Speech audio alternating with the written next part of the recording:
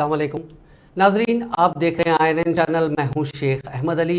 इस news bulletin में आइए नजर डालते हैं दिन भर की बड़ी खबरों पर। इसराइल और हमास की जंग का आज 29वां दिन है। अक़वाम मुत्तहिदा का कहना है कि गाज़ा में कोई जगह महफूज नहीं है।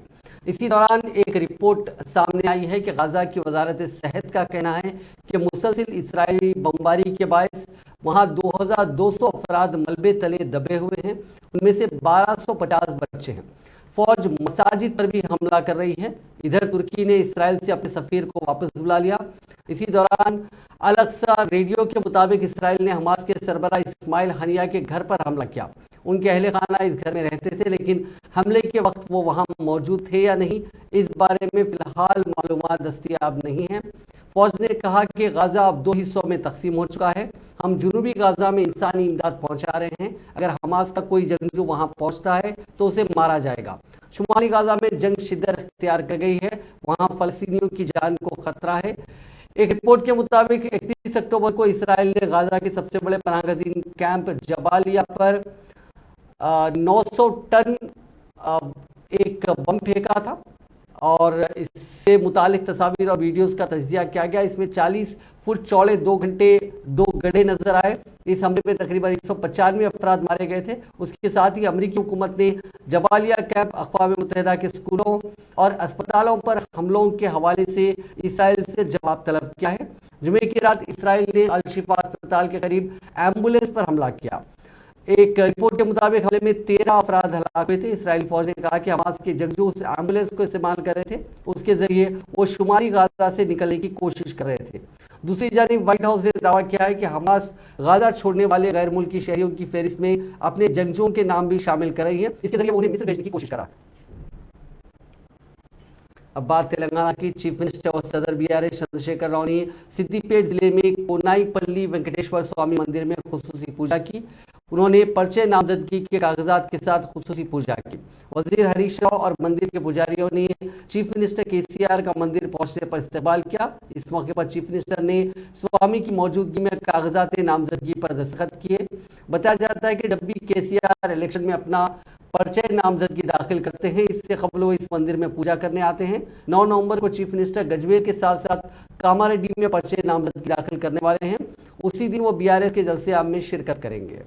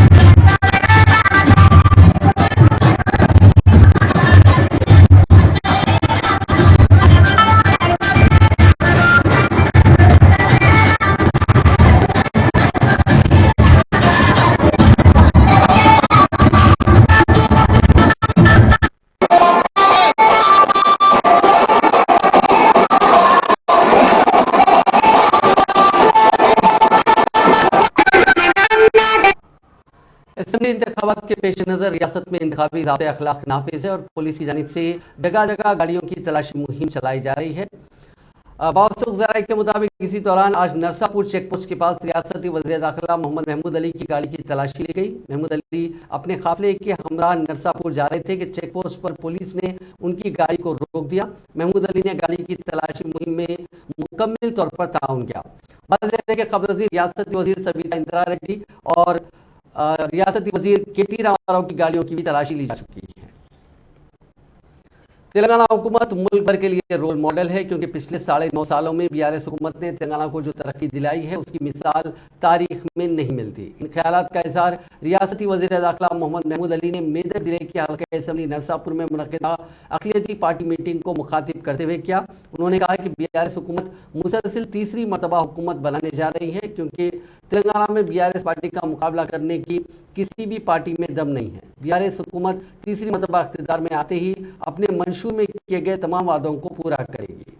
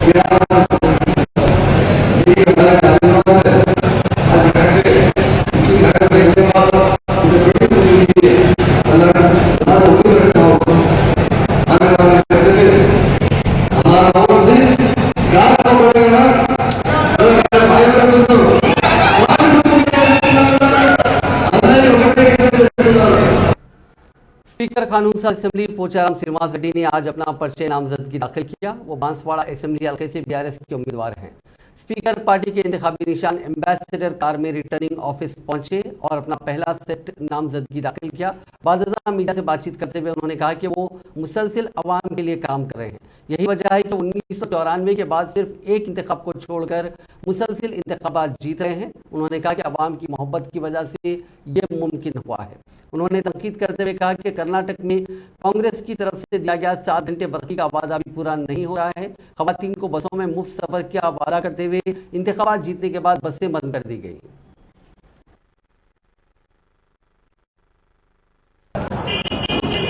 ప్రజల చేతుకోబడ్డ వ్యక్తి ప్రజల కోసం పనిచేయాలి. ఇది నియంత్రిత వెనకటి రాజుల మాదిరిగా రాజుల కొడుకు పన్నుడు రాజు కాదు. ప్రజలు ఇష్టం వచ్చినటువంటి వారిని ఎన్నుకుంటే వారు ప్రజల కోసం పనిచేయాల్సిన సిస్టమే ఈ ప్రజాస్వామ్య సిస్టంలో రాజ్యాంగంలో బాబాసాహెబ్ అంబేద్కర్ గారు దీన్ని విశదీకరించారు.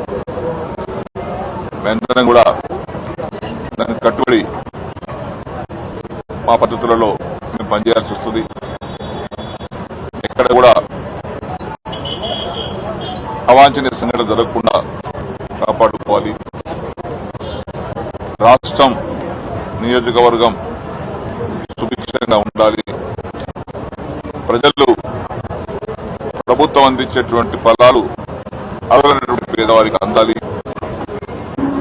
ఇది ఒక మా సముద్రం. ఇది ఎమ్మెల్యే ఎంగగానే అయిపోయాయి, వీళ్ళు అలకగానే పనులు కాలే. అనేక బాధ్యతలు ఉంటాయి, బరువు ఉంటుంది. ఆ బాధ్యతను బరువును మోసినప్పుడే ఈ పదవికి వన్నీ వస్తుంది. ఎమ్మెల్యే కాగానే ఎమ్మెల్యే అయిపోయిన 5 ఏళ్ళ దాకా నాకేమి అడిగేటోళ్ళు ఏంటంటే అది ఎమ్మెల్యేగా పోటీ చేయడం కూడా తప్పే. వ్యాపారం చేసుకోవచ్చు.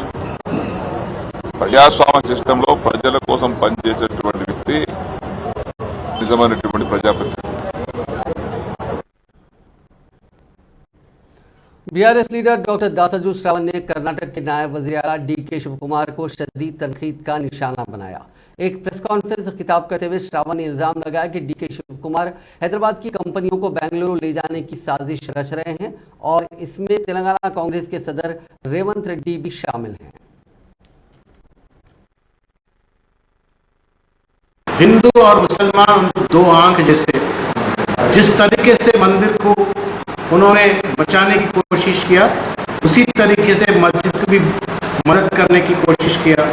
जिस तरीके से एक पंडित को मदद करने की कोशिश किया उसी तरीके से मौलाना को या मौलवी को उनको भी मदद करने की कोशिश किया।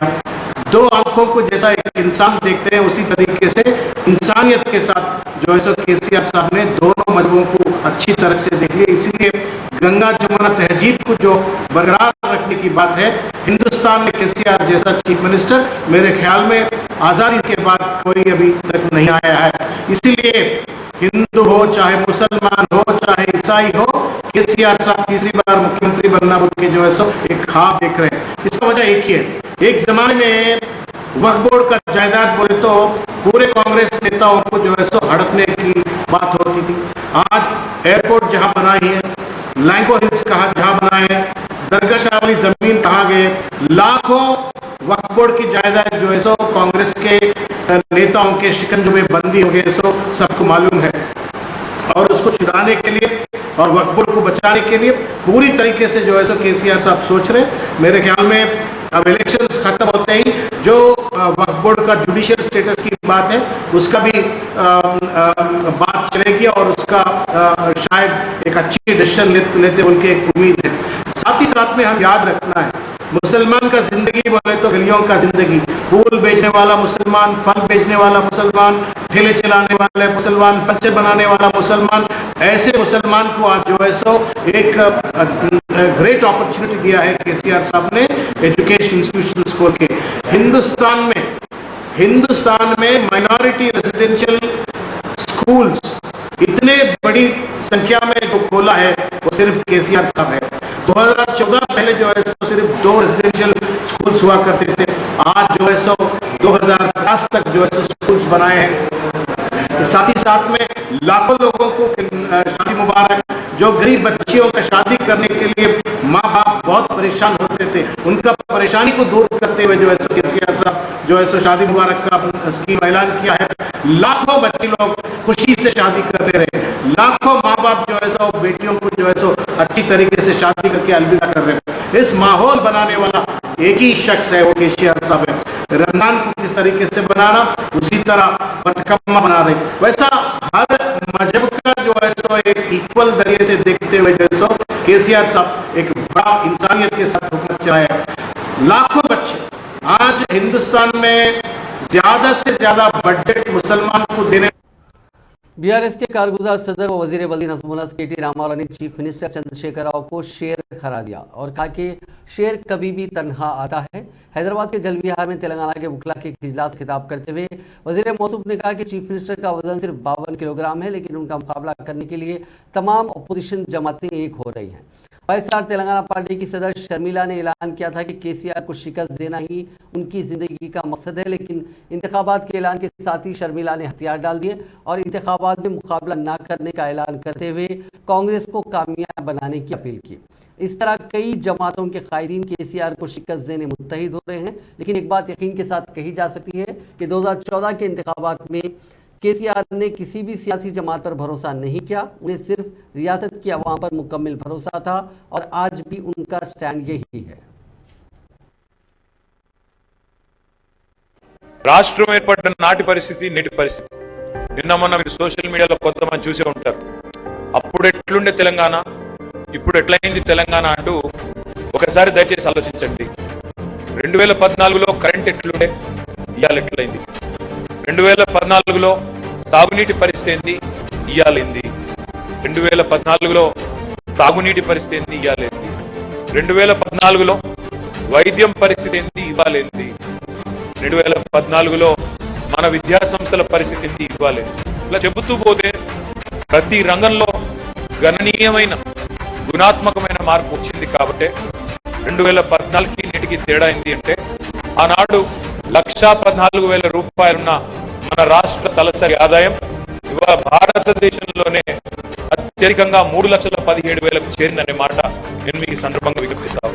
28 రాష్ట్రాలు ఉంటే మీకు పరిపాలన చేతనవుతుందా, మీ దగ్గర లీడర్లు ఉన్నారా, మీకు అంత సీన్ ఉందా అని ఎక్కిరించిన వాళ్ళను ఇవాళ అందరినీ కూడా ఒక్కసారి కంగు తినిపిస్తూ మన రాష్ట్రం ఇవాళ అభివృద్ధిలో అగ్రభాగాన ఉన్న మాట మనం చెప్పడం కాదు, రిజర్వ్ బ్యాంక్ ఆఫ్ ఇండియా స్వయంగా చెప్పారు.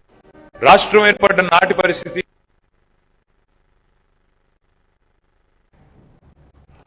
Deputy chief minister Karnataka DK Shivakumar ने हफ्ते को वजाहत की है कि फॉक्सकॉन कंपनी पर हैदराबाद से बेंगलुरु मुंतकली के लिए जोर देने के लिए सोशल मीडिया पर जो एक मकतूब गश्त कर रहा है वो फर्जी है। उन्होंने कहा कि सोशल मीडिया पर एक लेटर गश्त कर रहा है जिसमें कहा गया कि उन्होंने फॉक्सकॉन कंपनी पर जोर दिया कि वो हैदराबाद से अपने एप्पल एयरपैड मैन्युफैक्चरिंग प्लांट को हैदराबाद से बेंगलुरु मुंतकिल करें। ये फर्जी मकतूब है। इस ताल्लुक से साइबर क्राइम पुलिस में एक एफआईआर दर्ज की गई है। 2 सफ़ात पर मबनी एक मकतूब जिसे मुबैना तौर पर शिव कुमार ने तहरीर किया, जो सदरनशीन हान high precision industry Foxconn technology को रवाना किया गया है। उसमें कहा गया कि हुकूमत की तरफ से मैं तजवीज़ पेश करता हूं कि एप्पल एयर पार्ट्स इंडस्ट्री को हैदराबाद से बेंगलुरु मुंतकिल किया जाए। अब इस पूरे मामले को लेकर साइबर क्राइम जांच करेगी। सदर कांग्रेस मल्लिकार्जुन खड़गे ने एक दलित नौजवान की खुदकुशी के लिए तेलंगाना में केसीआर की ज़ेर क़यादत हुकूमत पर तनकीद की। खड़गे ने कहा कि केसीआर हुकूमत ने बड़े बड़े वादे करते हुए लाखों दलित बेज़मीन खानदानों के ख्वाब कुचल दिए। उन्होंने ऐलान किया था कि 17,700 करोड़ रुपये अलॉट करते हुए दलित बंधु स्कीम पर अमलवरी की जाएगी, लेकिन महज 300 करोड़ रुपये खर्च किए गए।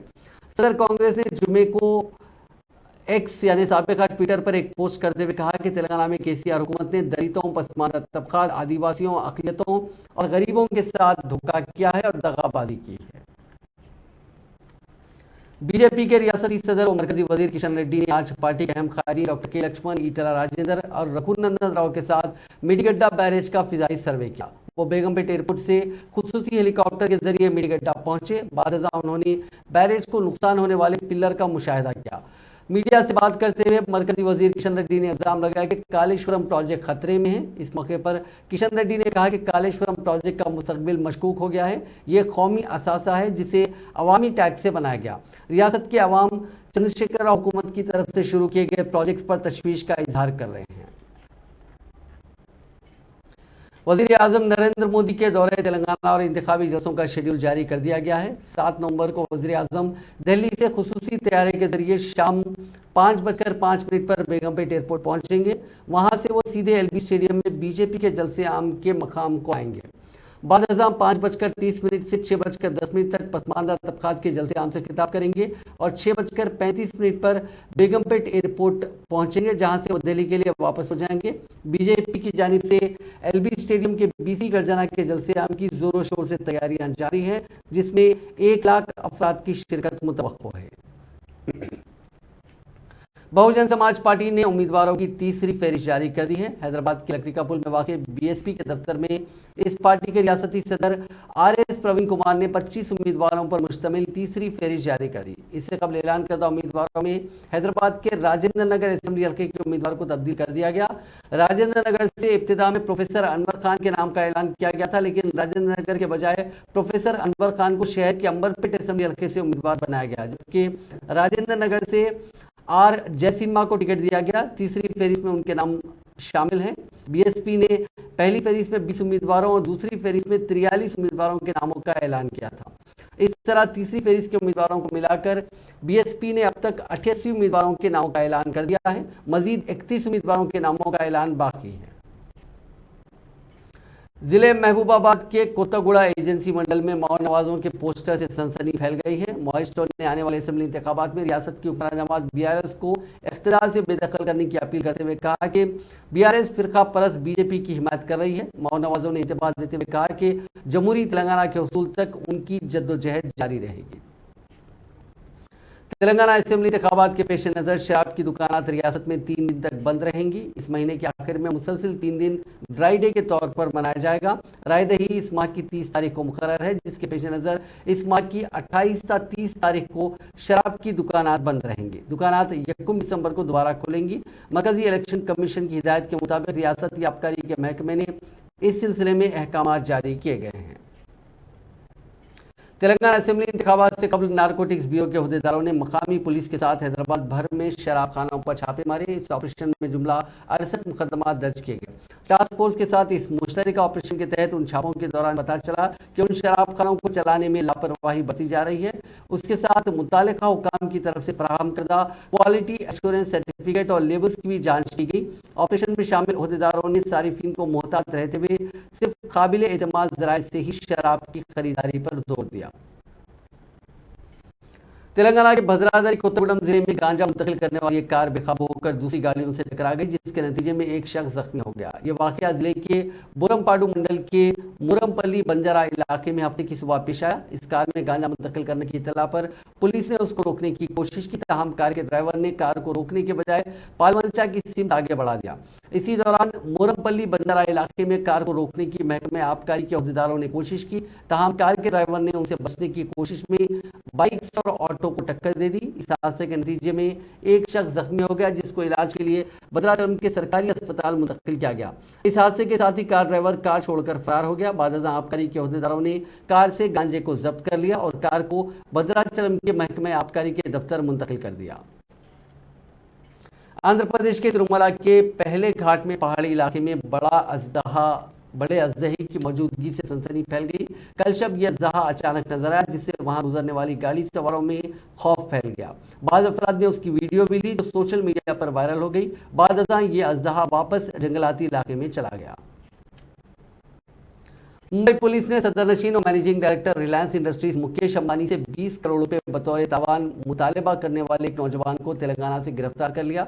पुलिस ने बताया कि 19 साल वी गणेश रमेश की हैसियत से इस मुलजिम की शिनाख्त की गई, जो शादाब खान के नाम से ईमेल रवाना कर रहा था। इब्तिदा में उसने बतौर तावान 20 करोड़ का मुतालबा किया और फिर अपनी धमकी आमेज ईमेल्स में उसने ये रकम 400 करोड़ रुपए कर दी। पुलिस ने उसे अदालती तहवील में दे दिया। 27 अक्टूबर को मुलजिम रमेश ने जो पहला ईमेल रवाना किया था, उसमें कहा था कि अगर उसे 20 करोड़ रुपए नहीं दिए गए तो मुकेश अंबानी को हरा कर दिया जाएगा। हमारे पास हिंदुस्तान में बेहतरीन शूटर्स हैं। शहरी और मज़ाफ़ाती इलाकों के साथ साथ शुमाली तेलंगाना के अजला में कोहर और सर्द हवाओं की वजह से शहरियों को परेशानी का सामना है। सर्दी की लहर में बतदरीज इजाफे के साथ ही बल्दी वर्कर्स और चहलकदमी करने वाले मंकी कैब के साथ बाहर निकल रहे हैं। सुबह और रात के औकात में दर्ज हरारत में गिरावट हो रही है। सुबह 9 बजे भी सूरज नहीं निकल रहा है। सड़कों पर कोहर छाई हुई है, जिसकी वजह से गाड़ी चलाने वालों को शदीद मुश्किलात का सामना है। शाम 5 बजे के बाद सर्दी की शिद्दत में इजाफा दर्ज किया जा रहा है। आदिलाबाद जिले में अकल तरीन दर्जे हरारत 16 डिग्री रिकॉर्ड किया गया।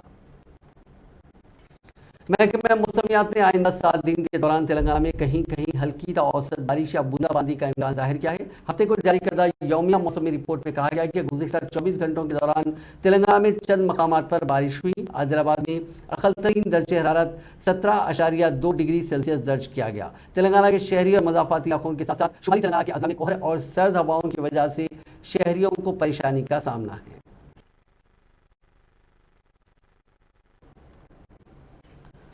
कांग्रेस कायद राहुल गांधी ने आज छत्तीसगढ़ में कई इंतखाबी जलसों से खिताब किया। उन्होंने कहा कि छत्तीसगढ़ की कांग्रेस हुकूमत ने किसान न्याय योजना के तहत किसानों को 23,000 करोड़ रुपए दिए हैं। उन्होंने कहा कि आज हम मजदूरों को 7,000 रुपए दे रहे हैं, जो इलेक्शन के बाद 10,000 रुपए हो जाएगा। हम किसानों और मजदूरों को पैसा देते हैं, नरेंद्र मोदी अडानी को पैसा देते हैं। आज धान के लिए किसान को कितना मिलता है? 2,500 मिलता है।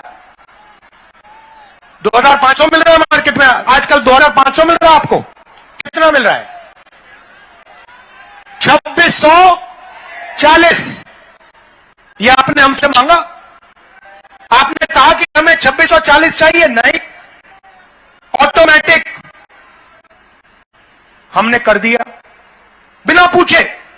किसी किसान ने नहीं पूछा। हमने कहा 2,500 कम है, 2,640 हो जाएगा। और मैं आपको इस डेट से कह रहा हूं, यह बढ़ता जाएगा, रुकेगा नहीं है।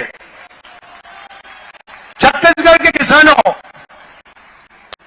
यह 3,000 से ज्यादा जाएगा, जाता जाएगा, क्योंकि हम आपके दिल की बात, आपकी चोट, आपका दर्द समझते हैं।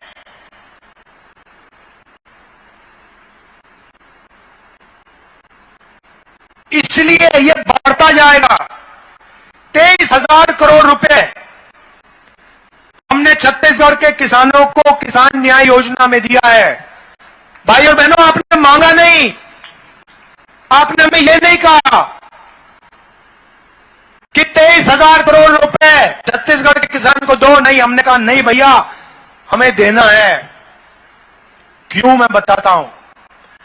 हम जानते हैं, जब हम छत्तीसगढ़ के किसान के जेब में 2,500 रुपए डालते हैं, तो छत्तीसगढ़ का किसान उस पैसे को गांव में खर्च करता है।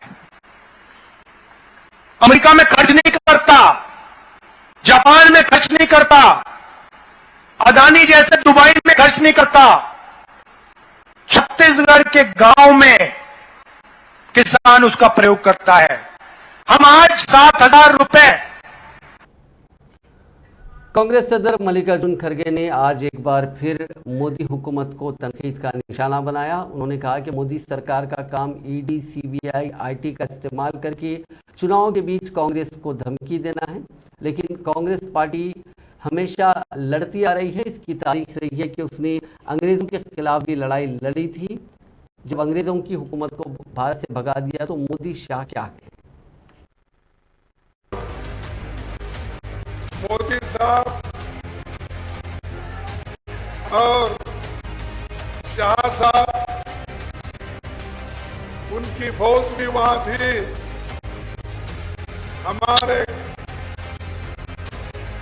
कार्यकर्ताओं पर एक डर पैदा करने के लिए उन्होंने वहां ED red, income tax raid और सीबीआई रेड ये करते हुए आपने देखा होगा और पढ़ा होगा। वो चाहते हैं मोदी जी, और कांग्रेस को कमजोर करना, इनको घर में बिठाना, कार्यकर्ताओं को घर में बिठाना, ताकि वो खुद। नाजरीन, इस न्यूज बुलेटिन में बस इतना ही। आप देखते रहिए INN चैनल।